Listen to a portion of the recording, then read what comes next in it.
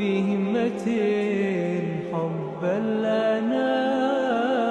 Please আমার প্রশ্নটা নেবেন দয়া করে। আমার সাথে একজনের সম্পর্ক ছিল 7 বছর, সে বিয়ে করে, সব সম্পর্কের প্রশ্ন দেখা যাচ্ছে।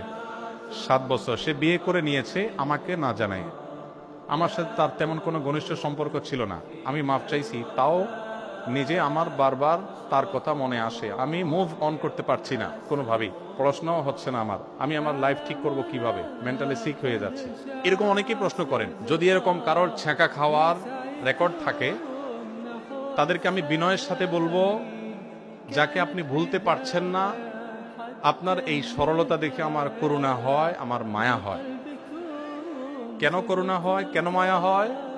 কারণ যে আপনাকে ছাড়া আরেকজনের সাথে বিবাহ করে সুন্দর জীবন যাপন করছে, আপনি তাকে ভুলতে পারা উচিত। কারণ আপনার যাকে প্রয়োজন হয় নাই, এটা জানার পর আপনার বোঝা উচিত যে আপনি ভুল জায়গায় ছিলেন।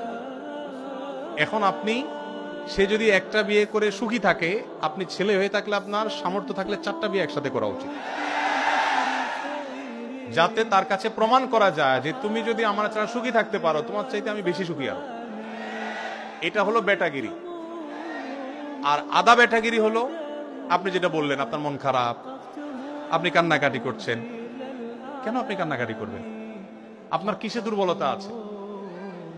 আপনার তো দুর্বলতা নেই, কেন কান্নাকাটি করবেন? হারাম সম্পর্ক থেকে আল্লাহ তাআলা উদ্ধার করেছেন, সামহাও যেভাবে হোক দুজনের পথ দুইটা হয়ে গেছে, আল্লাহর কাছে শুকর আদায় করেন এবং শুদ্ধতার পথে ফিরে আসেন। আর এগুলো যৌবনের ভ্রম, একটা সময় খুব খারাপ খারাপ লাগে, এগুলো দেখবেন একসময় নিজেরই হাসি পাবে। যখন ছেলে মেয়ে হয়ে যাবে বড়, তখন দেখবেন আরে কত পাগলামি ছাগলের জীবনে করেছি।